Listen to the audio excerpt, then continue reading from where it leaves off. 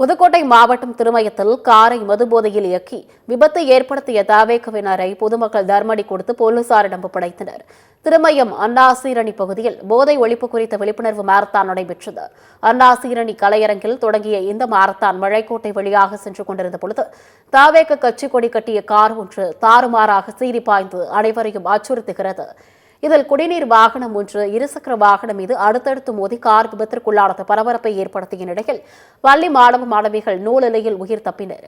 ஆத்திரமடைந்த பொதுமக்கள் தவேக கொடி கட்டிய காரை முற்றுகையிட்ட நிலையில் காருக்குள் மதுபோதையில் இருந்த மூவரை தர்மடி கொடுத்து போலீசாரிடம் ஒப்படைத்தனர்.